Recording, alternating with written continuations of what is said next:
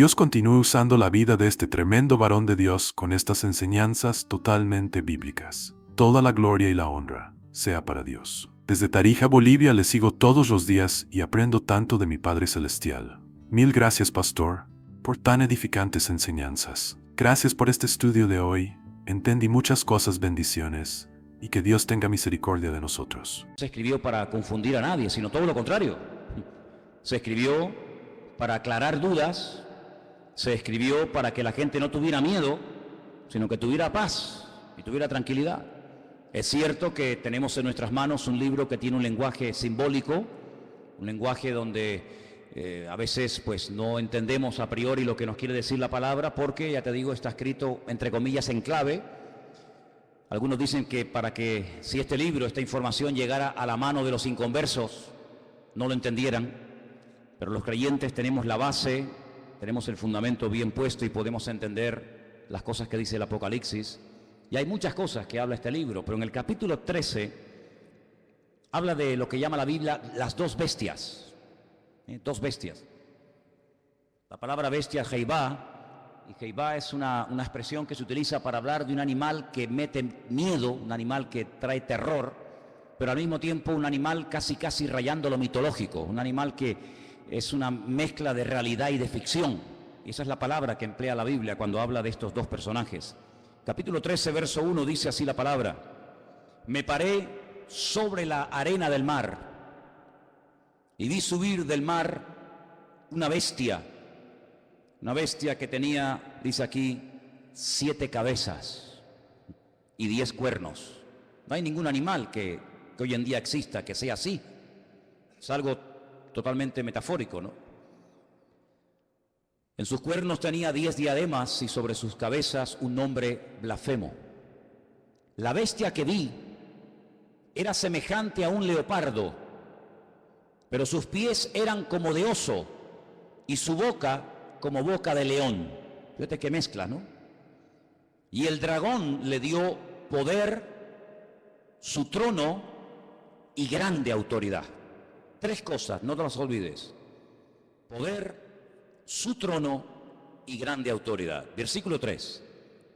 Vi a una de las cabezas como herida de muerte, pero su herida mortal fue sanada, y se maravilló toda la tierra en pos de la bestia. Adoraron al dragón, que le había dado autoridad a la bestia, y adoraron a la bestia, diciendo: ¿quién como la bestia y quién podrá luchar contra ella? También se le dio boca que hablaba grandes cosas y blasfemias, y se le dio autoridad para actuar 42 meses. Es lo mismo que decir 3 años y medio, o 1260 días, como también se dice en otro texto, Abrió su boca en blasfemia contra Dios, para blasfemar de su nombre y de su tabernáculo y de los que moran en el cielo. Se le permitió hacer guerra contra los santos y vencerlos. También se le dio autoridad sobre toda tribu, pueblo, lengua y nación.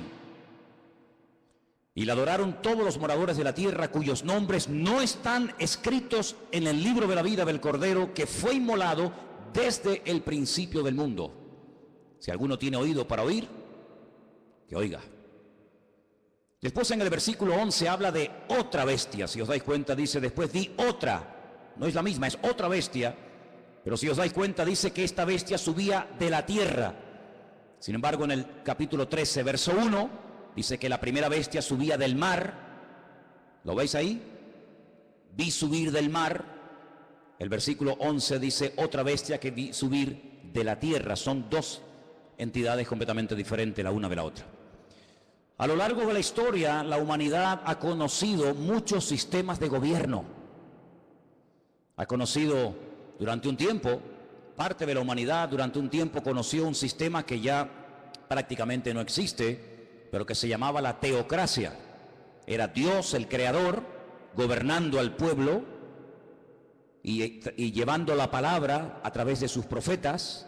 Y fue un periodo muy hermoso de la historia, donde Dios hacía las funciones de gobernante o de rey, su pueblo obedecía, y cuando Dios tenía que comunicarse o transmitir un mensaje al pueblo, como lo acabo de decir, lo transmitía a través de sus siervos los profetas.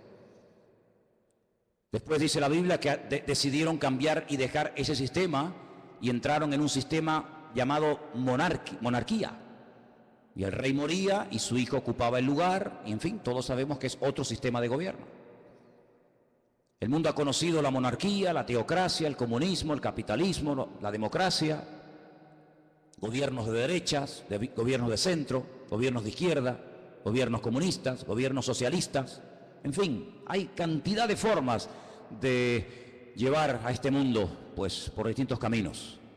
Pero la Biblia nos habla de un nuevo orden, de un nuevo gobierno, que en cierto sentido tendrá un poco de todo lo que les acabo de comentar. Tendrá un poco de monarquía, un poco de comunismo, un poco de democracia, un poco de capitalismo. Será como una especie de mezcla, pero también es un sistema completamente nuevo.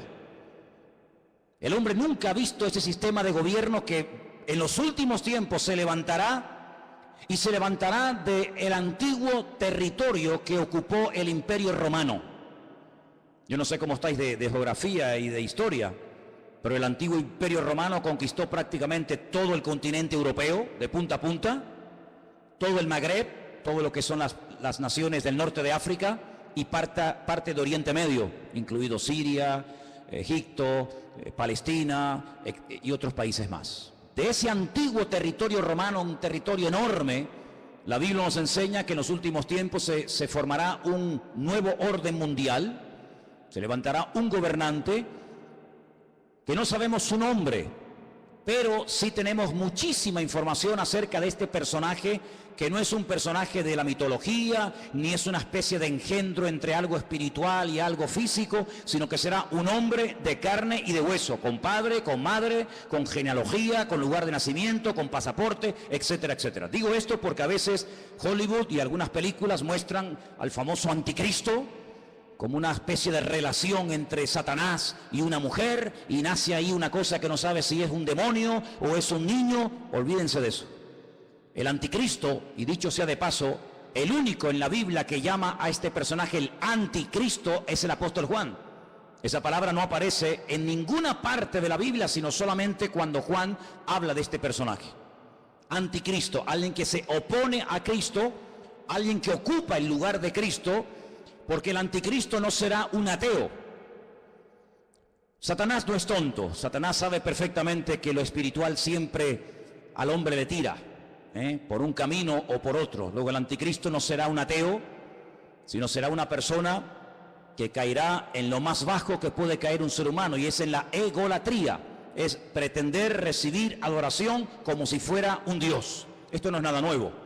Ya en Egipto, en Roma y en otros imperios se ha visto como el hombre ha querido ser adorado, y al faraón se le llamaba el hijo del dios Ra, el hijo del sol, y en Roma sabemos que miles de personas fueron matados y fueron asesinados y fueron quemados porque querían recibir adoración, y querían incluso que se les presentara sacrificios y flores y reconocimiento. Así que el anticristo será una persona que al principio, digamos que, entre comillas, respetará todos los cultos, todas las creencias, todas las religiones, todo vale, no pasa nada, pero vamos a ver cómo después la Biblia nos dice que pega un cambio, y vamos a ver cómo a lo espiritual le va a dar una importancia tremenda, porque el anticristo, que en el Antiguo Testamento se le llama God, G-O-G, cuando usted lee, por ejemplo, los libros del profeta Ezequiel, usted se va a dar cuenta de que al que llamamos nosotros el anticristo, en el Antiguo Testamento se le llama God. Fijaros qué cosa tan interesante. Satanás, que es un perfecto imitador de las cosas que Dios hace o que va a hacer, llama a este personaje en el Antiguo Testamento God, y es un nombre que la primera y la última letra de su nombre es la misma, es la G, la Gimel en hebreo, y suma 363. Un múltiplo de 666, da 66 en total, imitando a la profecía que Dios le dio al rey David. David es el único nombre en la Biblia que aparece con la misma letra al principio y al final. David empieza por D, termina por D. Lo que hace el anticristo es tratar de imitar a ese futuro rey, ¿verdad?, descendiente de la casa de David, y tratando de ungir, respaldar, apoyar y ayudar en todos los sentidos a este personaje político que tendrá un poder prácticamente ilimitado. Hace unos días, varios gobernantes muy famosos de este planeta Tierra proponían el nombrar a una persona como el presidente del planeta Tierra, el presidente de la Tierra, en este nuevo orden mundial que se está fraguando. Una de las últimas ciudades con un lujo increíble que se ha construido en Kurdistán se llama Astana. Lo habéis visto en algunos grupos ciclistas que llevan Astana, ¿verdad? Y tienen un grupo muy famoso de ciclistas. Astana fue fundada por los Illuminati y por las logias masónicas. Todos los edificios y todos los símbolos de la ciudad de Astana en el Kurdistán, todos tienen que ver con símbolos masónicos y de los Illuminati. No voy a entrar demasiado en esto, pero los Illuminati son personas que pueden ser políticos, pueden ser presidentes de país, de gobiernos, pueden ser deportistas, pueden ser artistas, etcétera, etcétera. Y hablemos claro, son personas adoradores del diablo. En Israel hay una cueva que se llama la famosa cueva de Sedequías. Se llama la cueva de Sedequías porque cuando el rey Nabucodonosor sitió la ciudad de Jerusalén durante más de un año, el rey que en ese momento gobernaba Jerusalén se llamaba Sedequías y huyó por esa cueva, y dice que lo alcanzaron en la llanura del valle de Jericó, que está como unos 8 o 10 kilómetros de allí. Y allí lo encontraron, le sacaron los ojos y se lo llevaron cautivo a Babilonia, a Irak. Y en esa cueva de Sedequías, de vez en cuando los famosos masones y Illuminatis se reúnen para hacer rituales. Quiero decirles que el presidente mundial de los Illuminati y de los masones es un judío llamado Rockefeller. Y en esa cueva se reúnen los de más alta graduación, los de nivel 33. Y allí hacen todo tipo de ritos y de ceremonias. Y ellos dicen que es allí, en uno de los lugares del mundo, de la tierra, donde Satanás hoy por hoy tiene su trono. No se olviden que Satanás no es un ser omnipresente que puede estar en todas partes al mismo tiempo. Satanás no puede estar en Madrid, en Estados Unidos, en Jerusalén, en Latinoamérica. Satanás es un ser que solamente puede estar en un sitio al mismo tiempo. Se mueve en el mundo espiritual, pero no tiene omnipresencia como es un atributo divino. Y es en ese lugar donde dicen los Illuminati y los masones que en forma de macho cabrío se presenta cuando hacen estas ceremonias en la cueva de Sedequías, y allí es donde reciben órdenes e instrucciones para las cosas que tienen que hacer. A algunos les puede sonar todo esto como a ciencia ficción, como a miedo, como a película, pero quiero decirles que el mundo espiritual, aunque no lo podemos ver con nuestros ojos de carne, es tan real como el mundo natural que constantemente estamos viendo.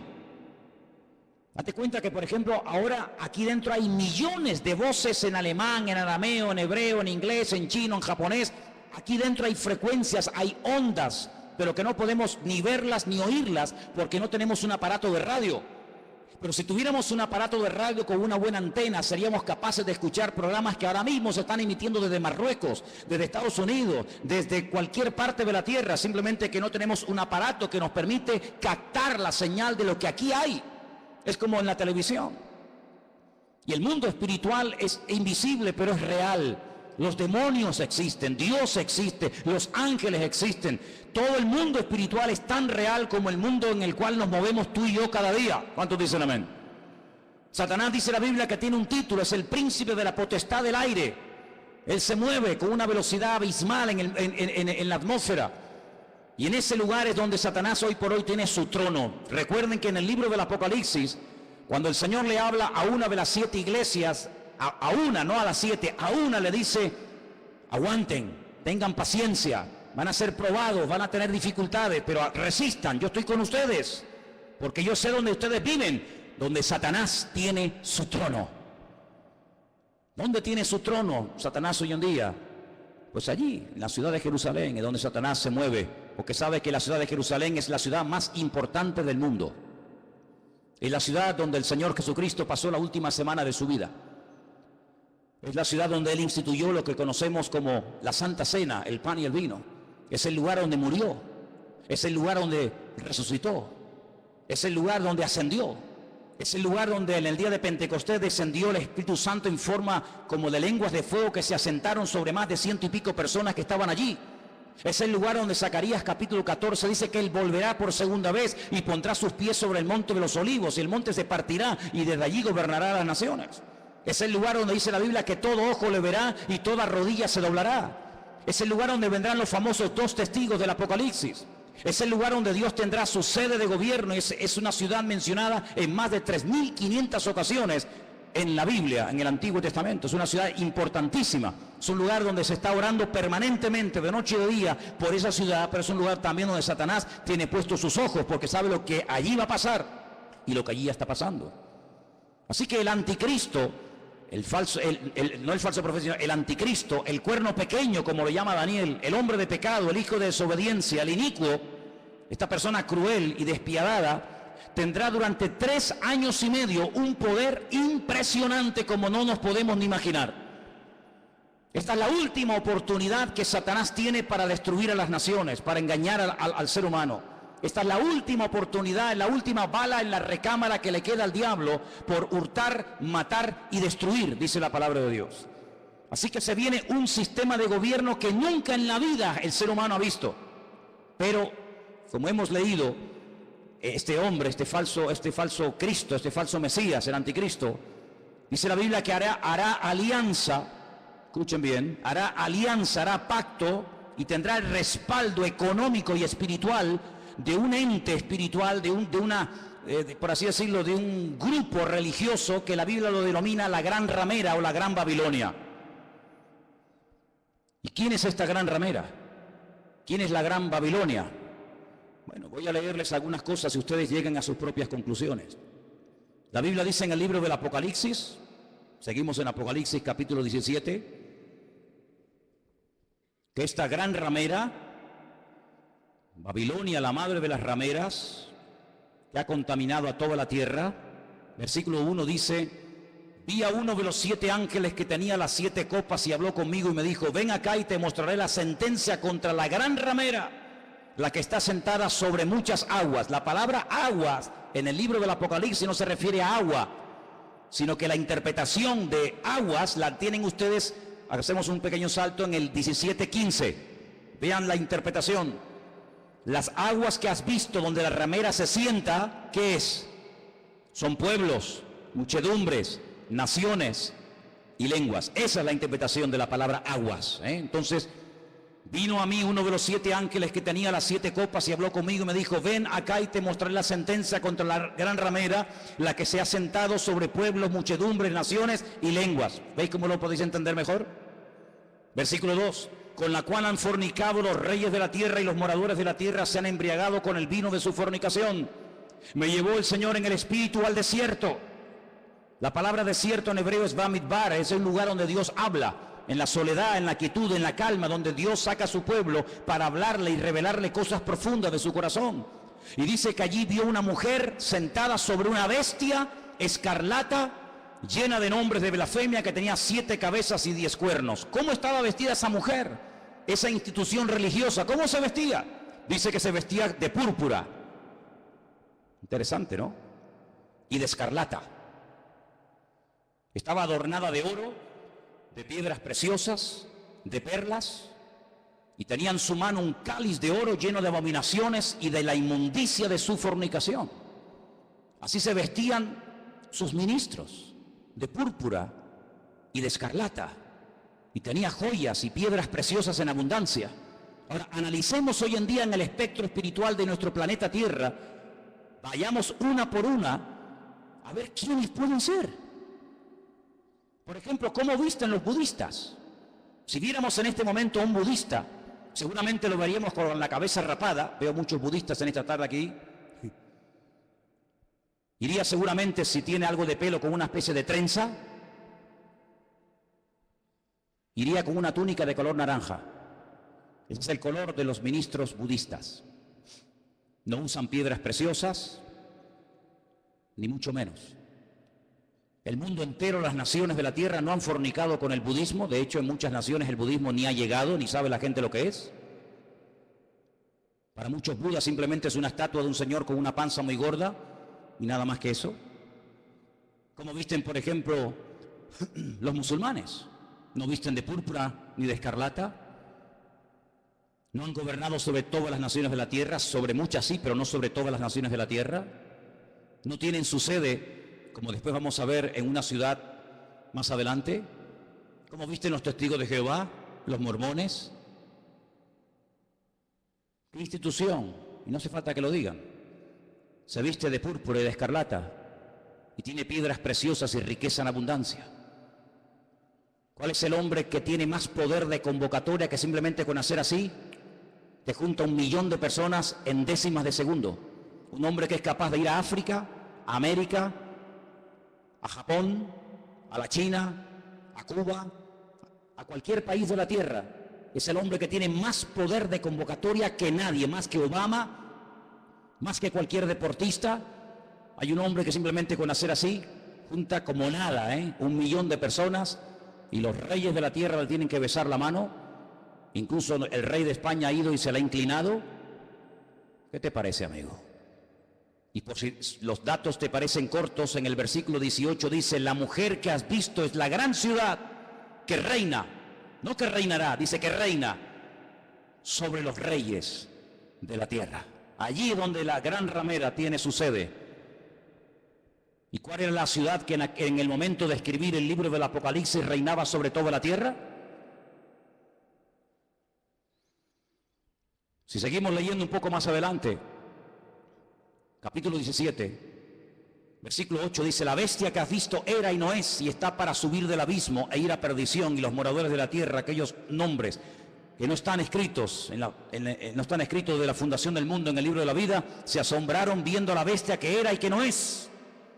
Es increíble, amados hermanos, ver cómo el anticristo se hará de la fuerza política, económica y espiritual de esta institución religiosa que la Biblia nos enseña que harán uña y carne en los últimos tiempos.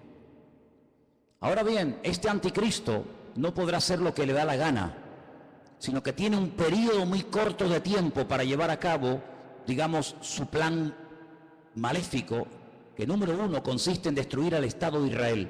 Hay una obsesión, siempre había una obsesión contra el judío. El judío es el chivo expiatorio de la historia. Cuando en Alemania había crisis y cuando Alemania no levantaba cabeza, incluso había perdido territorio en la Primera Guerra Mundial, ¿a quién se le echó la culpa? A los judíos. ¿Quiénes pagaron los platos rotos en la Segunda Guerra Mundial? Fundamentalmente los judíos y otras personas también, pero mayoritariamente los judíos. Cada vez que hay un problema, cada vez que hay un conflicto, la culpa la tiene el judío. Hay centenares y centenares de libros que nos hablan acerca de que si no existiera ese pequeño país que tiene tan solo 300 kilómetros de largo, 22.000 kilómetros cuadrados, un país que prácticamente es que ni se ve en el mapa, un 0,7% de la población mundial, todos los problemas del mundo se solucionarían. Pero permítame decirles que durante la Primera Guerra Mundial Israel no existía y hubo una guerra mundial. Y durante la Segunda Guerra Mundial Israel no existía y se mataron 60 millones de personas en territorio europeo y esa gente no existía, no estaban allí como pueblo. Pero siempre se ha tratado de buscar una especie de chivo expiatorio al cual echarle la culpa de todos los problemas. Y hay muchos libros que dicen que si Israel no existiera, si ese país no existiera, si se arrasara completamente a esta gente, el mundo sería un mundo de paz, un mundo más equilibrado, un mundo donde no habría tantas guerras y rumores de guerras. Así que el primer objetivo de este personaje es ganarse la confianza del Estado de Israel. ¿Y cómo se ganará, según la Biblia, la confianza de los judíos para que durante un tiempo corto, pero al fin y al cabo un tiempo, lo apoyen? Pues muy fácilmente, permitiéndoles cumplir el sueño que todo judío tiene durante 2000 años. No lo han perdido jamás. Han estado de aquí para allá, los han matado, los han quemado, los han crucificado, les han hecho de todo, pero siempre han tenido una obsesión en la mente, y es poder volver a Jerusalén y poder volver a ver reconstruido el templo de Jerusalén. El templo de Jerusalén fue destruido en el año 70 por las tropas romanas capitaneadas por Tito, el hijo de Vespasiano. Y desde el año 70 de la era cristiana hasta hoy, allí no hay templo. Los romanos araron aquel lugar, le cambiaron el nombre a Jerusalén y le pusieron Aelia Capitolina. Le cambiaron el nombre de Israel por Palestina. para que nunca más nadie se acordara que una vez hubo una ciudad en la historia de la humanidad llamada Jerusalén y un país llamado Israel. Pero todos sabemos que ese país ahí sí sigue existiendo. 7 guerras, ningún país moderno ha tenido que soportar 7 guerras, donde incluso ha tenido que pelear a veces hasta con 14 naciones a la vez. 14 naciones se han unido por tierra, por mar y por aire para destruir a esta gente, y en las 7 ocasiones no han podido hacerlo. Pero la Biblia nos enseña, y lo dice muy claramente en Ezequiel, en Daniel, en Zacarías, etcétera, que el enemigo intentará destruir a esta nación con armas nucleares. Y la palabra de Dios nos enseña que en un valle que está a las afueras de Jerusalén, llamado el Valle de Jezreel, o el Valle de Megido, se llevará a cabo una batalla tremenda que hasta la Biblia ya ha dado el nombre de dicha batalla, la famosa batalla de Armagedón. De hecho hay películas, ¿no?, que se llaman Armagedón. Y dice la Biblia que allí vendrán naciones de todas partes de la tierra. Atacarán por el norte, por el sur, por el este y por el oeste, por tierra, por mar y por aire. Y será un tiempo de angustia para Israel. La palabra de Dios nos enseña que más de 200 millones de soldados, escuchen bien, a Juan también le asombró, imagínate. Nos asombra a nosotros escuchar esta cifra. Imagínate a Juan hace 2000 años en la isla de Patmos escribiendo el Apocalipsis. 200 millones de soldados se unirán con un solo objetivo: destruir al pueblo de Israel. ¿Y por qué tanta obsesión por destruir a Israel? Lo he dicho muchas veces y lo vuelvo a repetir, por una sencilla razón. Porque el Dios creador, el único Dios que existe, el Dios de Abraham, el Dios de Isaac y el Dios de Jacob, ha prometido bajo juramento, con su mano levantada, que Israel nunca será destruida, que Dios peleará por ese pueblo. A pesar de sus defectos, a pesar de su desobediencia, a pesar de su rebeldía, Dios defenderá a muerte a ese pueblo. El país, la nación, el imperio que sea capaz de destruir a Israel demostrará, número 1, o que Dios miente o que Dios no existe. Si Dios ha prometido defender a Israel a muerte y que nunca ninguna nación, ningún pueblo, ningún país, ninguna arma forjada se podrá nunca levantar contra esta gente y ser destruida, si alguien logra destruir a Israel, si alguien logra botarlos al mar como intentó Jordania hace años atrás, pues simplemente demostrará que lo que Dios prometió era mentira, o que tal vez Dios ni siquiera existe, el Dios de ellos.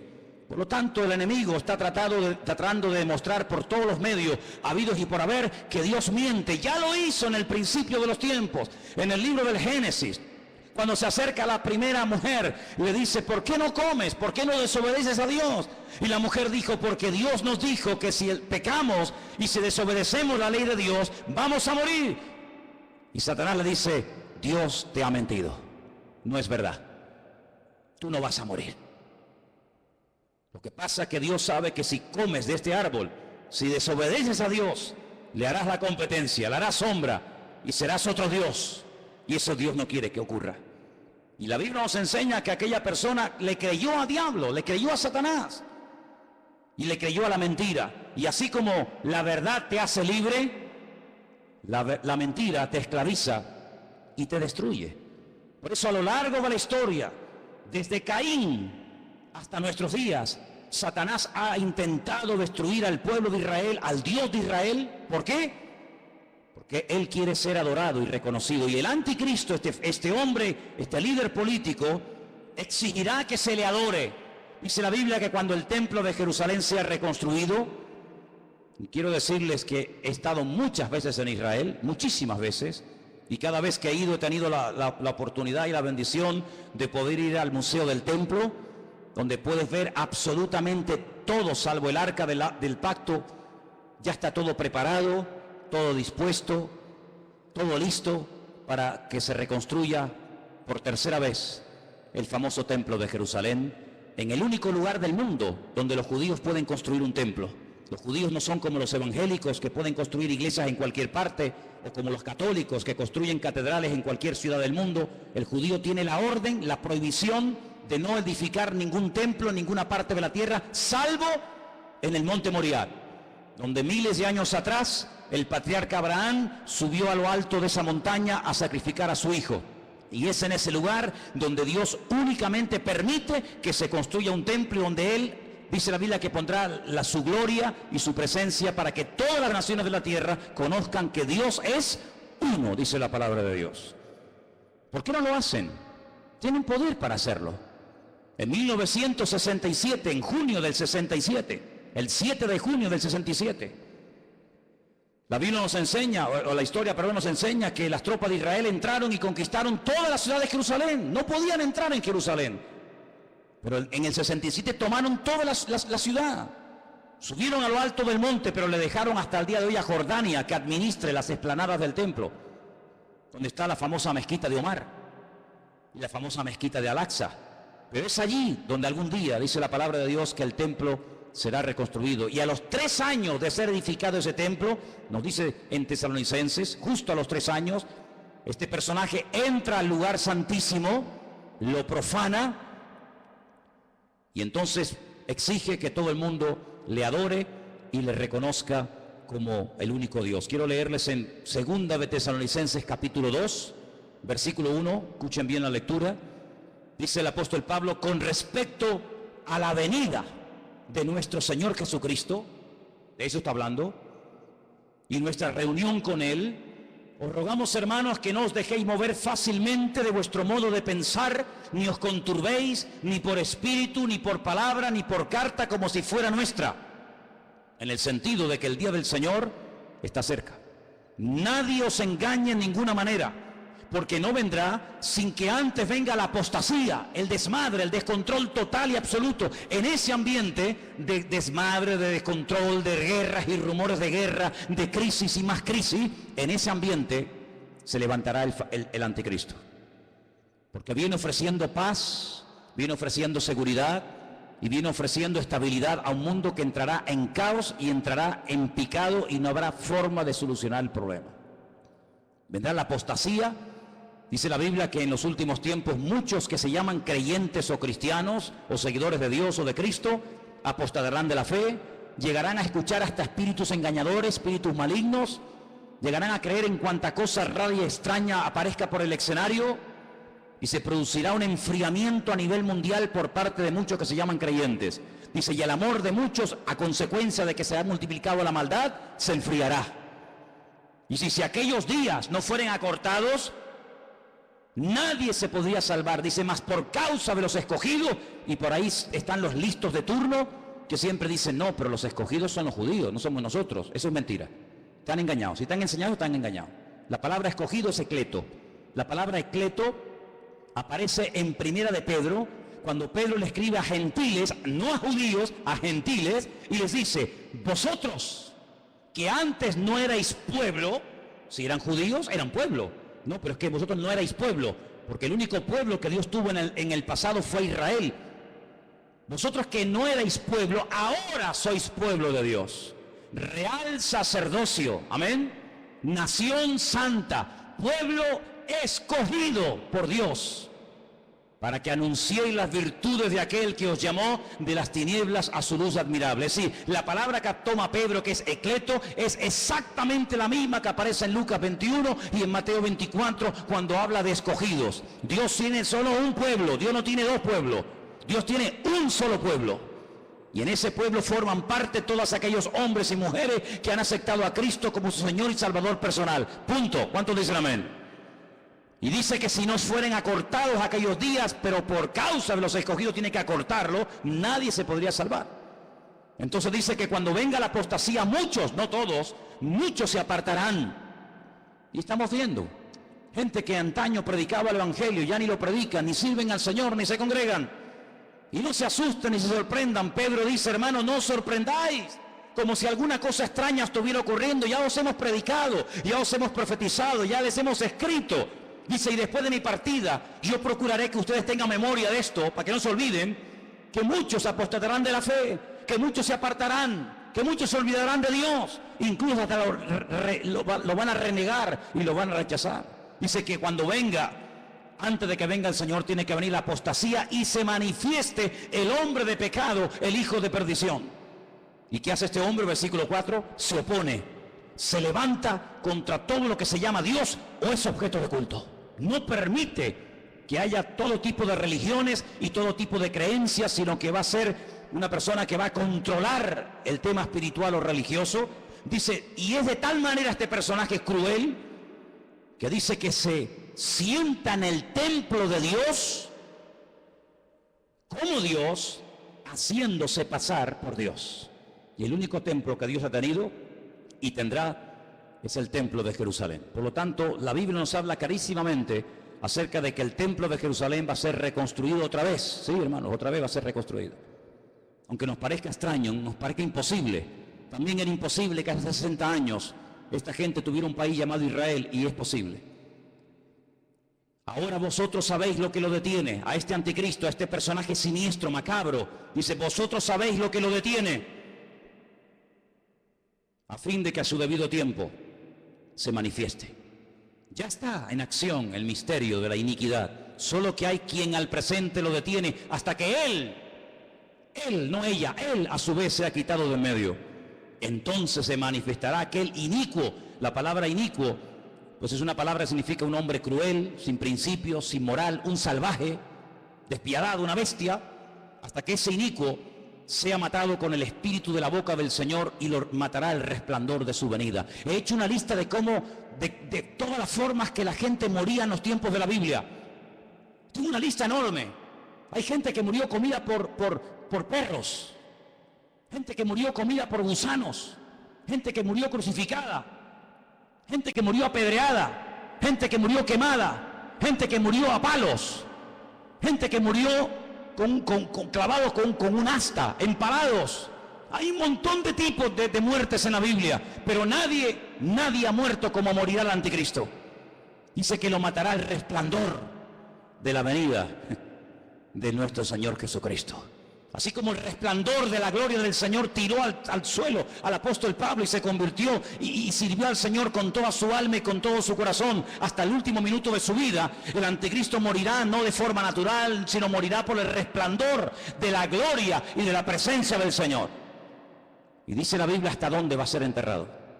Por ejemplo, si quieren saberlo, en Ezequiel 39, del 11 al 14, lean en casa este texto, repito, Ezequiel 39, del 11 al 14, y dice que allí, en Israel, en un valle, Dios le tiene preparada sepultura al anticristo para que todos los que pasen por aquel lugar sepan que hasta aquí, amigo, hasta aquí te permitió el Señor llegar, y aquí tienes sepultura para que todo el mundo que pase sepan que hasta aquí llegó tu fuerza y llegó tu capacidad. ¿Qué te parece? Así que este personaje es un personaje político que tendrá el apoyo de esta institución llamada, según la Biblia, la Gran Ramera o la Gran Babilonia, y durante 3 años y medio atormentará a las naciones. Durante 3 años y medio tratará de llevar a las naciones al auténtico desastre y al auténtico caos. Y hay muchos datos acerca de este personaje en la Biblia. Les voy a leer algunos. Se van a quedar sorprendidos lo que la Biblia nos dice acerca de este hombre. Por ejemplo, en capítulo 7 de Daniel, miren lo que dice acerca de este personaje. Daniel 7. Los 10 cuernos significan que aquel reino se levantarán 10 reyes, después se levantará otro, el cual dice será diferente, totalmente diferente. Hablará palabras contra el Altísimo, fíjate, está obsesionado con Dios. Hablará palabras contra el Altísimo, contra los santos del Altísimo y los quebrantará. Pensará, fíjate qué cosa, pensará en cambiar los tiempos y la ley. Hacer un calendario nuevo, leyes nuevas. Qué curioso que la semana pasada, a punto de que se firme este nuevo tratado de libre comercio, donde desaparecerán los aranceles y los impuestos que hay que pagar en la aduana, y podrán viajar las mercancías desde China a Estados Unidos, de Estados Unidos a Europa, de Europa a Oriente Medio, etcétera. Alguien dijo que ante estos cambios globales, mundiales, que están a punto de suceder en poco tiempo, donde se ha vuelto a reunir el famoso Club Bilderberg y muchos políticos han ido a Roma a hablar con el Papa, y donde el G7 se ha reunido otra vez como casi clandestinamente, porque están a punto de producirse y de firmarse acuerdos que van a cambiar el mundo en cuestión de días. Qué interesante que todo esto está ocurriendo aquí, en nuestras narices, Pero es interesante notar que en esa reunión alguien se levantó y dijo, y esto ha salido publicado en la prensa, que lo que hace falta es establecer un nuevo sistema también de justicia.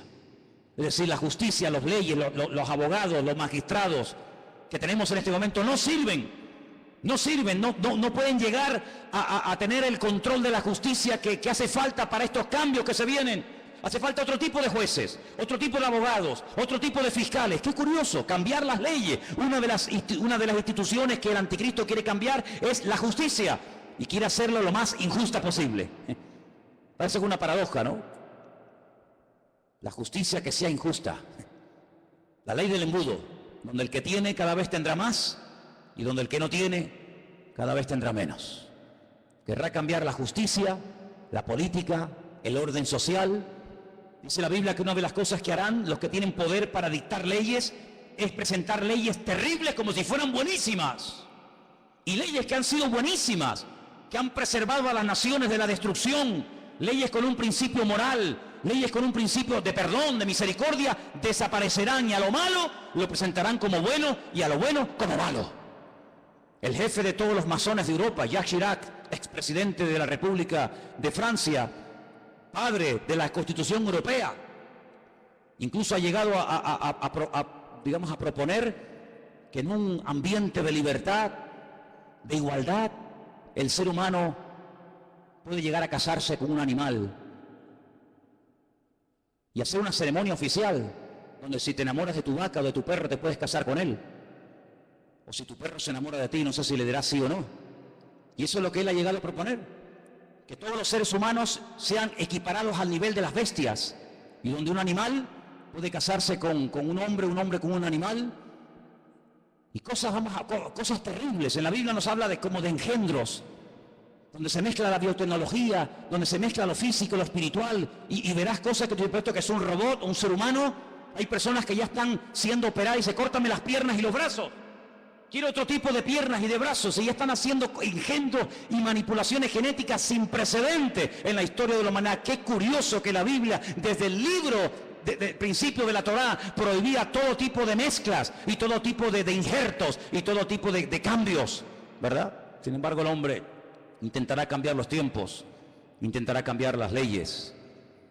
Serán entregados en sus manos por tiempos y la mitad de un tiempo. Es lo mismo, 3 años y medio. 42 meses. Pero se levantará el juez con mayúscula, le quitará el dominio, será destruido y arruinado, y el reino y el dominio y la majestad y los reinos bajo el cielo serán entregados al pueblo de los santos, cuyo reino es reino eterno, y todos los dominios le servirán y le obedecerán al Rey de Reyes y al Señor de los Señores. ¿Cuántos dicen amén? Capítulo 8 nos da más datos sobre este hombre. Dice: y en cuanto al cuerno que fue quebrado, se levantaron otros 4 en su lugar. Significa que 4 reinos se levantarán de esa nación, aunque no con la fuerza de él. Estos 10 cuernos, constantemente, en esta tarde habéis oído 10 cuernos, 10 cuernos. Son 10 naciones que se van a unir en los últimos tiempos para pelear. Qué curioso que por primera vez en la historia ha habido una coalición de 10 naciones árabes que en este momento están atacando Yemen, en este momento están atacando Siria y otras naciones del Medio Oriente. 10 naciones, qué curioso, una coalición de 10 cuernos. Bueno, la Biblia le dijo a Abraham que 10 príncipes saldrían de sus lomos a través de Isaac, ¿verdad? Y dice en el capítulo 8, verso 23... al fin del reinado de estos, cuando los transgresores lleguen al colmo, se levantará un rey altivo de rostro y entendido en enigmas, imitando a Salomón, que dice que venían de todas las naciones de la tierra para hacerle preguntas difíciles, y a todo lo que le preguntaban él respondía. El anticristo tendrá una sabiduría impresionante, diabólica, pero la tendrá. No te olvides que el Señor, cuando creó a este ser tremendo, que no era en ese momento Satanás sino un querubín, dice que lo dotó de una sabiduría espectacular, de una hermosura sin precedentes. Satanás es capaz de hablar en todos los idiomas de la tierra, de entender todas las cosas que jamás en la vida le podrán caber en el cerebro a ningún ser humano. Y todo eso se lo dará, dice la Biblia, poder, autoridad, respaldo, apoyo a este personaje. Verso 24: y su poder se fortalecerá, pero no con su fuerza propia. Causará grande ruina y prosperará. Qué curioso, por una parte causa ruina y por otra parte prospera. Qué tremendo que los que causan ruina a los demás siempre son prosperados ellos. Es interesante, ¿no? Causan ruinas destruyen pueblos, saquean ciudades, hacen destrozo, pero estos que le arruinan la vida a millones de seres humanos, luego son los tipos más ricos del mundo. Y uno dice, ¿cómo es posible que este hombre que ha sido elegido por el pueblo, o se puso él teóricamente para ayudar al pueblo, no solamente nos complique la vida y nos arruine y nos mate, y encima el tipo este tenga fortunas en Suiza, sabe Dios dónde? Así será el anticristo. Hará arbitrariamente, es decir, hará lo que le da la gana. Destruirá a los fuertes y atacará al pueblo de los santos. Israel va a ser atacado, Israel lo sabe. En este momento solamente Irán, escuchen bien esto, solamente Irán. El otro día hubo una reunión a más alto nivel. La República iraní le dijo a Israel, si me atacas, Israel quiere atacar las centrales nucleares, porque Irán acaba de firmar un acuerdo donde permite que los observadores internacionales entren en instalaciones civiles, pero no en las militares. Insiste continuamente de que todo el arsenal que Rusia le está proporcionando de uranio es simplemente para hacerle la vida a los iraníes más fáciles. Pero todo el mundo sabe, porque lo han dicho, no es nada que se oculte, porque lo han dicho, que el objetivo de ellos es literalmente hacer un festival nuclear en la ciudad de Jerusalén. Arrasar a Israel y borrarlos de la faz de la tierra. Israel se está pensando muy seriamente hace mucho tiempo atacar las bases militares nucleares. Irán le dijo, si me atacas, tengo en este momento 80.000 misiles apuntando hacia la ciudad de Jerusalén. ¿Qué te parece, amigo? Solamente Irán, sin contar otras naciones que le rodean. 120 millones de enemigos contra 7 millones. Es una desproporción muy grande, ¿verdad? 120 millones contra 7 millones. Con su sagacidad hará prosperar el engaño. Todo lo que estamos viendo de corrupción, de engaño, de ladrones y sinvergüenzas que han saqueado y robado lo que les ha dado la gana, que entran por una puerta y salen por la otra. Todo esto es simplemente un pequeño botón de muestra, como preparándonos psicológica y mentalmente para lo que viene. Dice que este hombre, con sagacidad, con trampas, con triquiñuelas, con mentiras, hará prosperar el engaño, se engrandecerá en su corazón y sin previo aviso atacará y destruirá a muchos. Estoy leyendo la Biblia, no estoy leyendo nada raro, estoy leyendo la Biblia. Se levantará contra el príncipe de los príncipes, pero será quebrantado, aunque no por mano humana. Fijaros cómo el enemigo ha ido adaptando la estrategia según los tiempos. Caín, el primer asesino, se levanta y mata a su hermano Abel, pero no mató ni a su padre, ni a su madre, ni al otro hermano. Dejó a más gente viva que los que realmente mató, ¿sí o no? Qué curioso, Caín mató a uno, pero dejó vivo a más gente. Cuando pasa el tiempo, dice la Biblia que otra persona que también tiene el mismo espíritu de Caín, pero elevado a la máxima potencia, va más allá y dice, en vez de matar a uno, matemos a todos, pero solamente a los varones. Y deja a todas las mujeres vivas. Sabemos también que Moisés se salvó y etcétera. Pero fíjate, Caín mató a uno, pero dejó vivos a otros. Pero Faraón quería matar a todos los varones, y la muerte iba en aumento. Pero cuando no lo consiguió, el mismo espíritu de Caín que habitó en Faraón salpicó y se apoderó de aquel rey perverso de Amán, allí en los tiempos de la reina Esther, y dijo, no solamente a los hombres, sino a los hombres, a las mujeres, a los niños, y arrasemos con todo. Es decir, que no ha ido a menos, sino que la maldad siempre ha ido a más, siempre ha ido a más. Por lo tanto, todo lo que hemos visto a lo largo de la historia son simplemente pequeñas pinceladas de lo que le espera a esta tierra.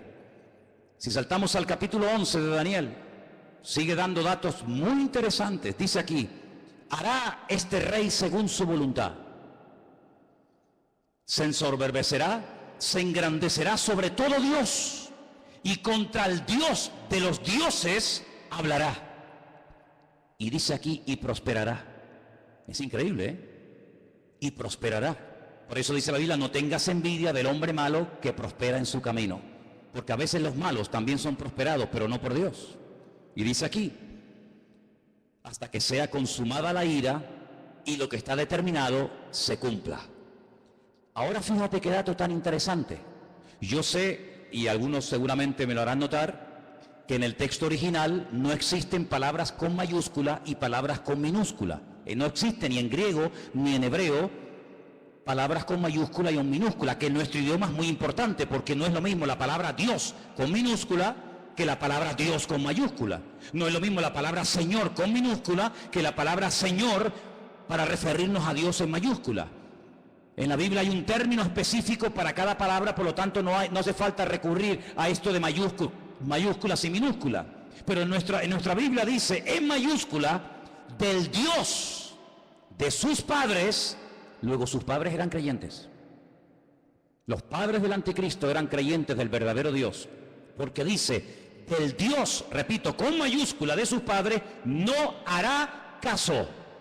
Fue criado en una educación, digamos, religiosa, correcta, con el Dios verdadero, lo mamó en la casa con sus padres, pero dice, no hará caso de ese Dios, de esa enseñanza, y dice algo interesante que puede tener varias interpretaciones. Ni del amor de las mujeres hará caso. ¿Quiere decir que será un homosexual? ¿Que no se casará? Interprételo usted como quiera, pero dice que a este hombre no le interesa perder el tiempo. Ustedes saben que cuando un hombre se enamora de una mujer se vuelve medio idiota, medio tonto, ¿no? Por lo tanto, él dice, yo tengo un objetivo y si enamorarme de esta o de aquella me va a quitar mi tiempo, dice, ni hará caso de las mujeres. Increíble. No respetará a Dios alguno, porque contra todo se engrandecerá. Honrará en su lugar al Dios de las fortalezas. Y tú dices, ¿este quién es? El Dios de las fortalezas. No hará caso del Dios verdadero que sus padres le inculcaron y le enseñaron. Dejará ese Dios verdadero y comenzará a adorar, dice aquí, al Dios de las fortalezas. Ahora, el libro de Daniel es el único libro de la Biblia que está escrito en dos idiomas diferentes. Todos los libros del Antiguo Testamento están escritos en hebreo y los del Nuevo Testamento en griego, pero Daniel no. Daniel, parte del libro está escrito en arameo y parte está escrito en hebreo. Se lee igual, pero significa lo mismo. Cuando usted lee del Dios de las fortalezas lo honrará, dice textualmente Alá Maozín. Y menciona la palabra Alá. ¿Saben que las siguientes Biblias que se van a vender dentro de muy poco tiempo, que ya están en circulación en las iglesias evangélicas, dirá, por ejemplo, en el principio creó Alá los cielos y la tierra? ¿Sabían que la palabra Elohim o Dios desaparecerá de muchas Biblias en los próximos años y aparecerá la palabra Alá? ¿Sabían eso? Pues vete espabilando. De Alá, del Dios de la guerra, como dice el texto, a ese Dios adorará. Dice Dios que sus padres no conocieron. No tiene nada que ver la adoración a ese Dios con el Dios que sus padres le enseñaron. Y dice, lo honrará con oro y con plata, con piedras preciosas y con cosas de alto precio. Hermanos, esto se escribió hace más de 3000 años, ¿eh? Es impresionante cómo hace más de 3000 años el profeta Daniel sabía detalles de la vida de este hombre que en aquel momento lógicamente no existía y que está a punto de aparecer. Y dice, con un Dios ajeno se hará de las fortalezas más inexpugnables y colmará de honores a los que le reconozcan y con precio repartirá la tierra. Pero al cabo del tiempo el rey del sur contenderá con él y se levantará contra él como una tempestad. También le irá mal al anticristo, no te quepa la menor duda, también le irá mal, pero durante un tiempo aparentemente las cosas le van a funcionar. Ante este panorama de este nuevo orden mundial, ante este panorama donde ya el famoso chic que habéis oído y que sabéis que está por ahí por el mundo dando vueltas, donde el dinero en muchas naciones ya ha desaparecido, no es que va a desaparecer, ya ha desaparecido. En Suecia usted va con dinero y no lo puede usar, ya no se usa dinero para pagar nada en Suecia, todo es con otro sistema. Pues dice la palabra de Dios que en los últimos tiempos se va a implantar a nivel mundial un nuevo sistema comercial, donde ya no hará falta llevar dinero. Lo puede perder, se puede olvidar de él, se deteriora, se gasta, se pierde, te lo pueden robar. Sino dice la Biblia que se va a implementar un sistema que en sí es un sistema buenísimo, pero hay que ver lo que viene detrás. Y es un sistema donde dice la Biblia que nadie podrá llegar ni a comprar nada, ni a vender absolutamente nada, ni un litro de leche, hermano, ni una barra de pan en la panadería, ni nada de gasolina para el coche. Nadie podrá bajo ningún concepto comprar ni vender, a menos que lleve implantado en su cuerpo un microchip, como el que llevan los perros hace muchos años, donde simplemente con un aparatito cualquier veterinario del mundo sabe cómo se llama ese perro, dónde vive, si está vacunado, si no está vacunado, cómo se llama el dueño, dónde vive y qué hace y qué no hace. Es un pequeño microchip alimentado con una pequeña pila de litio implantado en la piel, de tal manera que usted en cualquier momento puede llegar a una ferretería, a una carpintería, a una farmacia, a donde quiera, simplemente usted pasando su mano, automáticamente le descuentan de su cuenta bancaria lo que supuestamente usted puede tener. Así no tiene problema de que nadie le robe, de que nadie le quite nada. Y usted dirá, pero eso es una locura. No es ninguna locura. Muchísimos soldados del ejército norteamericano, muchísimos multimillonarios ya le están poniendo a sus hijos esta especie de microchip. ¿Por qué? Porque tiene muchas ventajas, aparentemente. Y es que usted está localizado 24 horas del día, aunque esté metido en un submarino bajo tierra o bajo el mar.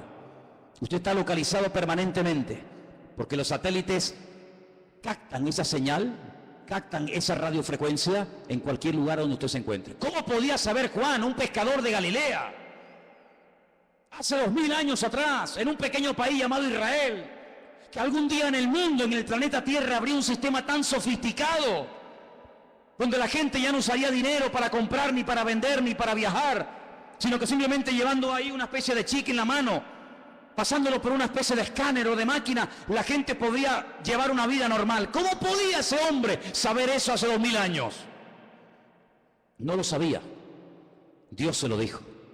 Y Dios se lo reveló. Porque aquí el que controla el pasado, el presente y el futuro es nuestro Dios.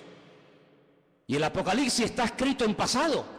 Porque esa es una de las características del tema profético en la Biblia, que el futuro se cuenta en pasado. Y por eso dice la Escritura que para conocer el futuro hay que conocer el pasado. Porque el que no conoce lo que Dios ha hecho, no sabrá nunca lo que Dios hará en el futuro. ¿Qué podemos hacer los que nos llamamos cristianos o queremos ir en serio con el Señor ante este panorama? Bueno, es interesante notar que una de las profecías que se tenía que cumplir en los últimos tiempos es que el río Éufrates, saben que Irak está bañada por dos grandes ríos, el Éufrates y el Tigris. Es una de las zonas donde estaba el famoso Jardín del Edén. Llegaría un momento que se tendría que secar para que tropas del norte, dirigidas por Rusia, vinieran en dirección a la tierra gloriosa, entrando por los famosos Altos del Golán, en el norte de Israel. Bueno, pues Siria construyó hace ya muchos años una presa que deja totalmente seco el río Éufrates, así, en cuestión de minutos. Eso está profetizado también en el libro del Apocalipsis. La palabra del Señor nos enseña que los tiempos se acortan, y dice Mateo capítulo 24 lo que tenemos que hacer en estos tiempos los creyentes, y te lo leo. Mateo 24, del 37 en adelante. Presta atención a lo que dice la palabra. Dice así: como en los días de Noé, así será la venida del Hijo del Hombre. Como en los días de Noé. ¿Cómo eran los días de Noé? ¿Cómo era su generación, sus vecinos, sus amigos? ¿Cómo vivía la gente en aquellos tiempos? Dice la Biblia que había violencia y agresividad por todas partes. No piensen ustedes que se vive tan tranquilo en todas partes de la tierra como de momento vivimos aquí. Muchos de los que están aquí pueden dar testimonio de que naciones hermosas y tremendamente ricas, es muy difícil hoy por hoy vivir en ellas debido al alto índice de muerte, de destrucción que hay. La gente tiene miedo a salir a las calles. Dice la Biblia que llegará el momento en el que la gente más pacífica, aquella chica que cuando caminaba dice que ni siquiera se atrevía a poner el pie en tierra, de lo delicado y de dulce que era, ten cuidado porque se te puede llegar a convertir en tu peor enemigo. Donde los padres serán capaces de entregar a sus hijos, donde los hijos serán capaces de traicionar y de vender a sus padres, etcétera, etcétera. Como los días de Noé, violencia, agresividad, perversión, algo impresionante. Si nos metiéramos a dar datos de la cantidad de perversión que hay con niños, con jovencitas en muchas partes del mundo y muchas muy cerca de aquí, nos quedaríamos realmente sorprendidos de ver cómo hemos superado con creces a las famosas ciudades de Sodoma y Gomorra. La perversión ha llegado a unos niveles indescriptibles. Sigo leyendo en el versículo 38.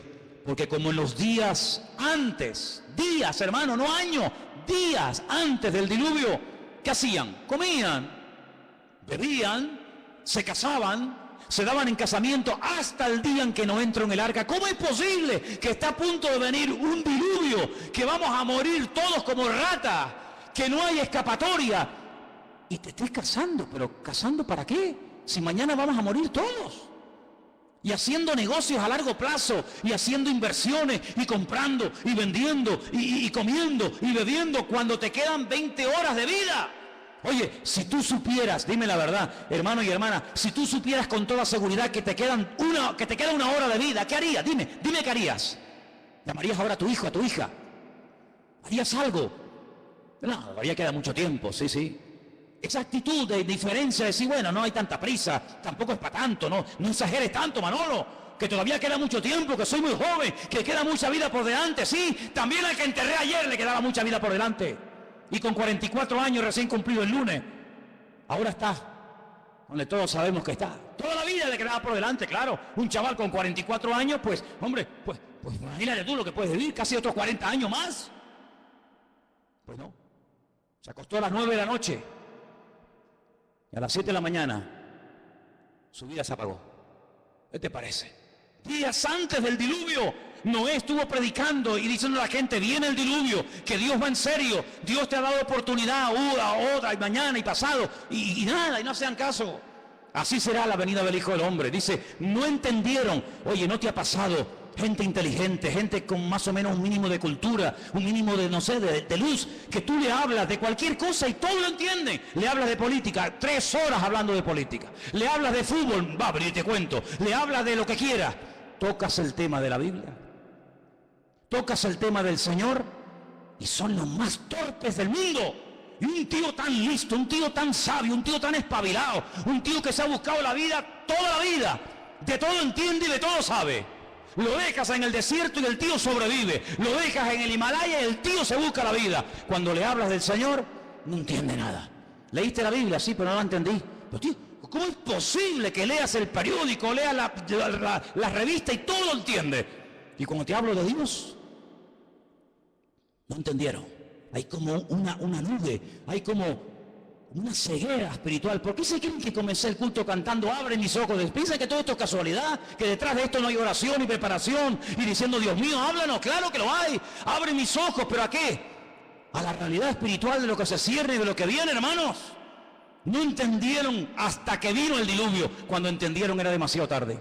Claro, entendiste, pero ya no hay tiempo. Se los llevó a todos. Así será también la venida del Hijo del Hombre. ¿Qué te parece, amigo? Algunos no tuvieron miedo la primera vez que se metieron un pico en las venas.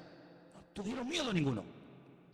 Algunos no tienen miedo a tirarse en parapente, en paracaídas, al vacío, nadar entre tiburones, subir al Himalaya y hacer locura. Y venga a beber, y otra. No tienen miedo, pero cuando llega la hora de poner ese valor al servicio de Dios, son unos cobardes. Y la Biblia los llama así, La gente que no tiene valor para creerle a Dios los llama cobardes. Valientes para lo malo, cobardes para lo bueno. ¿No entendieron? Dice, pero por eso estarán 2 en el campo. Uno se va y otro se queda. 2 mujeres estarán moliendo en un molino. La una será tomada y la otra será dejada. Y ahora viene la palabra, escúchala. Velad, velad. Porque no sabéis a qué hora. Es verdad. Pero tal y como están las cosas, la hora no la podemos saber. Pero ¿qué quieres que te diga? Viendo todas las piezas del puzzle, uno las va juntando por aquí, las va juntando por allá, lo que oye por aquí, lo que oye por allá, lo que me cuenta fulano, lo que yo he leído, lo que me han contado, lo que yo veo tal, y va juntando y dice, Dios mío, nos queda poco, la hora imposible. Pero el Señor está cerca. ¿Cuántos lo saben? Sabed esto, que si el padre de familia supiera que hora el ladrón va a venir, velaría y no dejaría minar su casa. Lógico. Si yo sé que esta noche a las 3 de la mañana me va a venir alguien a robar la casa, yo no duermo. Yo no duermo. Yo no lo voy a recibir con una Biblia, ¿eh? Yo me hago de un palo o de un hacha, lo que haga falta, que venga a las 3 de la mañana, que venga. Te voy a dar la del pulpo, te voy a dar. Pero si yo no sé que viene a las 3, yo me voy a dormir, me levanto mañana y cuando me levanto digo, ¡ay va! Que me han robado, que me han quitado esto, que me han quitado lo otro. Pero dice la Biblia, cuando tú sabes que el Señor viene pronto, tú no estás distraído, tú no estás atontado, tú no estás agobiado. ¿Qué es lo que hace el diablo? A uno los revienta a trabajar, como a los judíos en Egipto. Que trabajen como mulas. Así no piensan, así van a llegar a la noche a la cama rendidos. Pero el diablo también a otro le dice, no trabajes tanto. ¿Para qué trabajar tanto? Y los tiene todo el día ociosos, sin pegar palo al agua, y entran en depresiones. Se aburren, comienzan a tontear con esta, a tontear con el otro, mensajitos a este, mensajitos al otro. Entonces los dos extremos, o te revienta a trabajar para que no tengas tiempo ni para orar, ni para leer la Biblia, ni para congregar. No, estoy muy cansado, no puedo, no es que no tengo tiempo. O te lleva al otro extremo y dice, no pegues un palo al agua, no seas tonto. Y estás todo el día buscando un juguetito en lo que entretenerte. ¿Qué te parece? El diablo no es tonto, ¿eh? El diablo no es tonto. Saber esto, que si el padre supiese a qué hora habría de venir, velaría y no dejaría mirar su casa. Por lo tanto, tenéis que estar preparados, porque el Hijo del Hombre vendrá a la hora que no penséis. ¿Cuántos dicen amén? Os voy a dar una cita para que la leáis tranquilamente en casa. Se titula El Anticristo. Está en Primera de Juan 2, del 18 al 24. El Anticristo. Una de las características de este hombre, ¿cuál será? Ahí está. Primera de Juan 2, del 18 al 24. Algunos dirán, pero cuando, hermano, las cosas se pongan feas, difíciles, cuando empiece a ocurrir todo esto, los creyentes no vamos a estar, ¿no? Entonces, ¿para qué se escribió la Biblia? Si no vamos a estar, ¿para qué se escribió? Tanta tinta, tanto libro, tanta literatura, tanta advertencia, tanta profecía, tanto mensaje. Si al final no vamos a estar, está perdiendo el tiempo. Es que se escribió tanto para que el pueblo de Dios no fuera sorprendido. Alguien dijo hace 150 años, escucha bien esto, hace 150 años, alguien dijo, tranquilos hermanos, cuando empiecen las persecuciones, cuando empiecen las matanzas, cuando empiece el mundo a ponerse difícil y duro, el Señor arrebatará su iglesia y aquí no estaremos ninguno. Esto lo dijeron hace 150 años. Es decir, durante 2000 años los creyentes se han estado preparando para servir al Señor a las duras y a las maduras, con persecución o con aplausos. Pero claro, por ahí cayó en buena tierra, entre comillas, la enseñanza de que los creyentes no iban a estar en tiempos de persecución. Sin embargo, nuestros hermanos de Irak, de Siria, de Corea del Norte y de tantas y tantas naciones que están muriendo quemados, vivos, apaleados, crucificados, degollados como si fueran animales, ¿son ellos creyentes o no? ¿Estarán ellos en pecado y por eso Dios les paga así? Cuando dice la palabra de Dios que los mártires nos tienen que dar ejemplo a todos y a cada uno de nosotros. Por lo tanto, velemos y oremos, porque las cosas no van a ir a mejor.